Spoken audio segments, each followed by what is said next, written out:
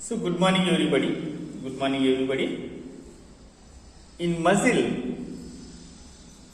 this is in muscle contraction. Very important is sarcomere. What is that? Sarcomere. Whenever we are discussing about skeletal muscle or striated muscle, they have a bonds you know very well. They are nothing but I bond, A bond. I bond, red color. A bond, I bond, A bond, like that. So I bond is light bond, A bond is dark bond. A bond is dark bond. So you please observe that. First of all, each muscle fiber, they have two proteins, you know very well. One is thin filaments, actin, one is thick filaments, myosin. Actin and myosin. Each muscle fiber contains a special contractile proteins. They are nothing but actin and myosin. Okay, actin is you know very well. It is a thin contractile protein, whereas myosin is thick filamental contractile protein. So, beta, you please observe in I bond. This is red color is I bond. These are all actins. What they are? Thin filaments or proteins. They are nothing but actins. So, in I bond only in I bond only actin is present. Thin actin is present in I bonds. In A bonds, myosin is present. What is present? Myosin is present in dark bond. Okay. Some of the A bond, some of the actins also extended in the A bond, but particularly I bond is made up of actin. A bond is made up of myosin. In A bond, one part is there only myosins are there. This zone is called H zone. What it is called? H zone, and this line is called M line. Okay. In I bond, what is it, beta? In I bond, there is a elastic fiber that is present in I bonds, that is called Z line. What it's called? Z line. Between these two Z lines, whatever the space, whatever the part is there, that is called sarcomere. What is it's called? Sarcomere. Between these two Z lines, whatever the part is there, that is called sarcomere. This diagram very important 4 marks question. Just you have to write this diagram. This is I bond. This is I bond. Only actin are there. Thin actin are there. Between this Z membrane is there. Z line is there. This is A bond. What it's called? A bond. Here myosin is there. Thick myosin is there. Little bit extensions of actins also there. The central part of the A bond, only myosins are there. This zone is called H zone. What it is called? H zone. Okay. So from two Z lines, Z membranes, whatever the part is there, that is called sarcomere. It means from here to here, half of the I bond, one full A bond, half of the I bond, half of one I bond and one A bond. Very important 4 marks question this is. Right? Come to the point. Next question. Very important is there first one. What is that one? Sliding filament theory of muscle contraction. Here 4 questions are there. 5 questions are there. All are very important. So first one is sliding filament theory. What is that? Sliding filament theory. This sliding filament theory is proposed by Hansen and Huxley. Who is that? Hansen and Huxley, who proposed sliding filament theory in muscle contraction. Muscle contraction, simple how it is happens, sliding of actin over the myosin. It is very important. In this contraction, sliding of, what is that part? Sliding of actin over the myosin. Okay, here you know very well. Light bonds I made up of actin, dark bond A made up of myosin. Between this light bond, what is present? Z membrane is there. In myosin, dark bond A, what is present, beta? H zone is there. Between these two Z lines, whatever the part is there, that is called sarcomere. What is called? Sarcomere. Right? Each muscle fiber, it is made up of actin and myosin. Actin, thin contractile protein. Actin is thin contractile protein which is present in light bond, I bond, whereas myosin is present thick contractile protein in dark bond, that is called A bond.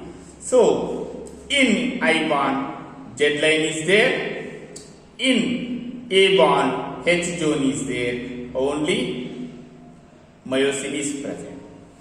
During muscle contraction, the myosin heads binds to the exposed of active sites on the actin molecules and form cross bridges.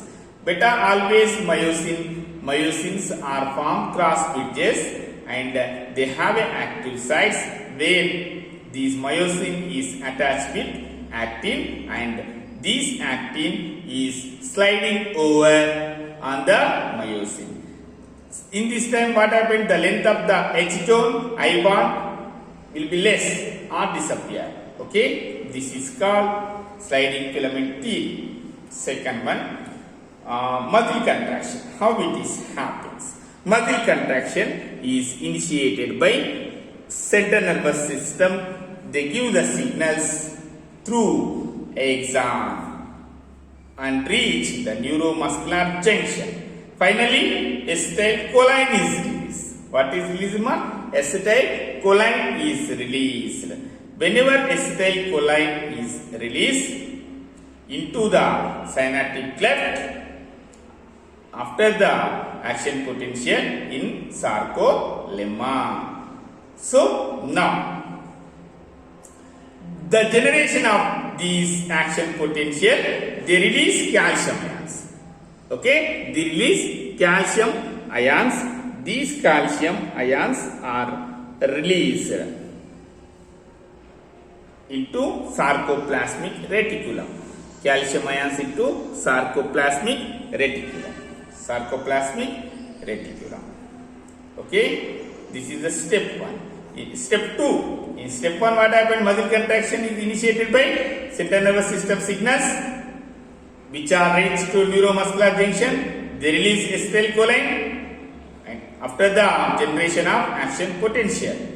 These action potential release calcium ions from sarcoplasmic reticulum in the sarcoplasm. Now, the increase of calcium ions, they active actin sites. They active actin sites. These active actin sites are exposed and attached to the myosin heads through their bridges, cross bridges. Through their cross bridges. Okay. So after the activation of actin sites, myosin head, they attach with the myosin head through their myosin cross bridges. Myosin cross bridges.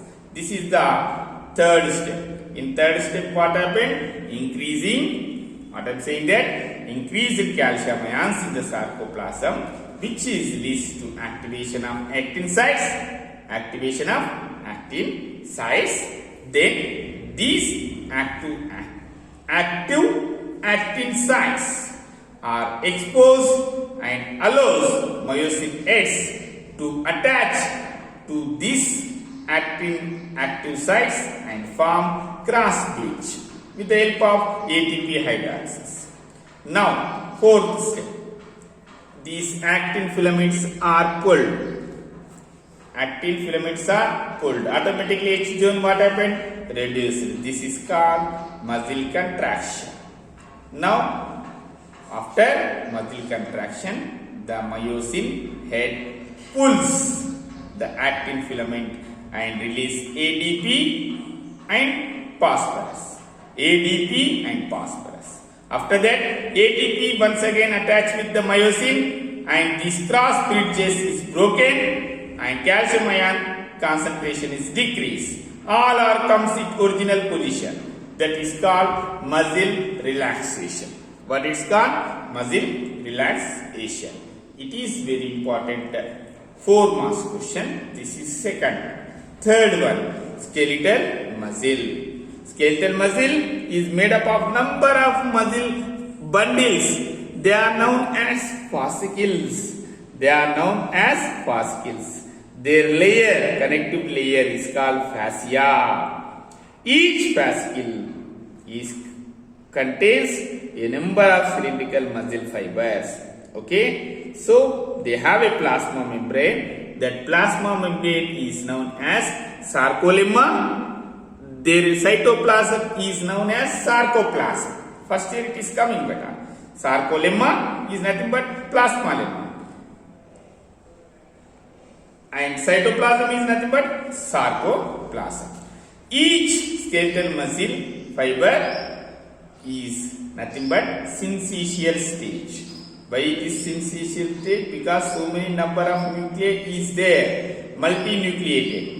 Okay? Multinucleated. And whatever the endoplasmic reticulum is there in the skeletal muscle, that is called sarcoplasmic reticulum, which is stores calcium ions. You know very well, they are made up of 2 contractile proteins, actin and myosin. Next one, actin and myosin. What is that, beta? Actin and myosin. You know very well about actin and myosin. Actin is contractile protein, thin contractile protein. It is thin contractile protein. It is thick contractile protein. Where it is present? In light band, I band, isotropic band, anisotropic band or I band. Okay, and they have additional proteins that we have to discuss. First of all, actin. Each actin is made up of 2 F-actin molecules. Okay, each actin is a polymer of monomeric G-actin molecule. Okay, and a complex of proteins, they have troponin and tropomyosin. What they have? Troponin and tropomyosin. Okay, troponin, it is made up of polypeptides 3, TNT, TNI, TNC. TNT is bind with tropomyosin. TNT is bind with tropomyosin. TNI inhibits the myosin binding site on the actin. TNC, which can bind with calcium ions. Calcium ions. When calcium ions are not bound troponic, which block the active sites of actin. Okay, so this is very important. Troponin and tropomyosin both are known as regulatory proteins. Regulatory proteins. You know very well, myosin is thick contractile protein which is present in anisotropic band or A band. Okay, each myosin is a nothing but polymerase protein which is having monomeric proteins, meromyosins. What they have, beta? Meromyosins are there. Meromyosins. Meromyosins. It is 2 parts: globular head with short arm and tail. Globular head with arm, heavy meromycin, tail, light meromycin. 2 myosins, meromycins. There are 2 meromycins. Heavy meromycin, which is having head and arm, and as well as light meromycin, which is having tail. Now, there are 200 to 300 molecules of myosin but thick filaments are there. So, and also the head and short arm projects outwards at regular distance and angles from each other from the surface of polymerase myosin filament is known as cross arm. Each head has two binding sites, one for ATP, another for active site for active. Okay, so this is very important question. First, second, third, fourth, and fifth and sixth is diagrams. Sarcomere diagram, another one is muscle diagram beta, that is over. Last one it is already over. What is that? Cori cycle. It's very simple, very important 4 marks question. Cori cycle, you know very well. Cori cycle. Whenever muscle contraction is there, in the muscle contraction, anaerobic respiration is there, lactic acid is formed. In that 20% is oxidized. Remaining 80% of lactate or lactic acid, they carried to the liver by the blood. Here, in the liver, that lactic acid or lactate is converted into pyruvate and finally glucose. Now, glucose is formed that once again entering into the muscle. Okay. This vice versa reactions is known as Cori cycle. Very simple. Lactate produced by anaerobic glycolysis in the muscle move to the liver and it is converted into glucose, went, then return to the muscles and converted back into lactate. This two-way traffic between skeletal muscle and liver is known as Cori cycle. Okay, from this 7th, 1 or 2 questions are very important, very compulsory in your annual examination. Thank you very much.